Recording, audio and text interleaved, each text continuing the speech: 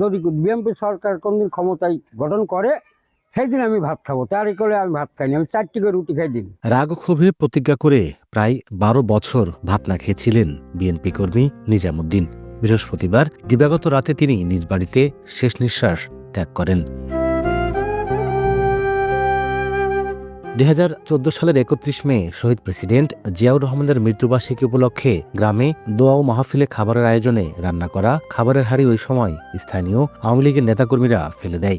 আর এই ঘটনায় চরমভাবে ক্ষুব্ধ ও অপমানিত হয়ে নিজামুদ্দিন তখন প্রতিজ্ঞা করেছিলেন, যতদিন বিএনপি সরকার ক্ষমতায় না আসবে ততদিন তিনি ভাত মুখে তুলবেন না। তারপর টানা 11 বছর 7 মাস 10 দিন ভাত খাননি তিনি। নিয়মিত রুটি, চিরা, গুড়, কলা কিংবা সামান্য শুকনা খাবার খেতেন বলে জানায় তার পরিবার। এমনকি প্রতিজ্ঞা মতোই তিনি মৃত্যুর আগ পর্যন্ত প্রায় 12 বছর ভাত না খেয়েই ছিলেন তিনি।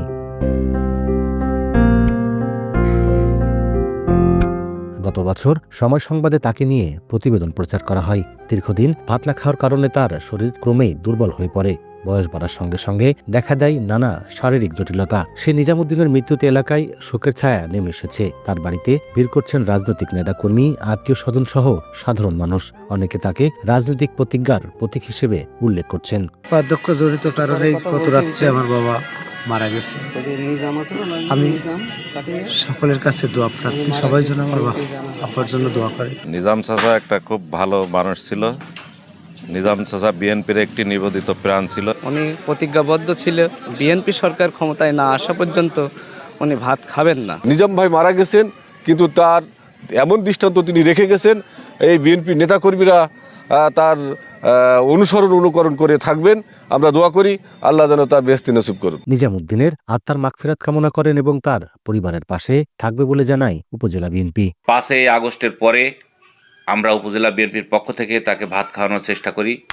সে বলেছে যে না, যতদিন পর্যন্ত বিএনপি ক্ষমতায় না আসবে আমি এই ভাত খাবো না। আপনারা জানেন আমাদের ভারপ্রাপ্ত চেয়ারম্যান তারেক রহমান, তিনিও তার চিকিৎসার জন্য যাবতীয় ব্যবস্থা করেছেন দলীয়ভাবে।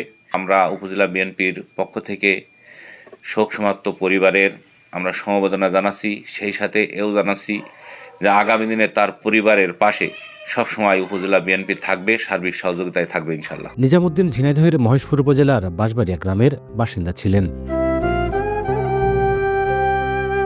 লোটাস রহমান সোহাগ, সময় সংবাদ, ঝিনাইদহ।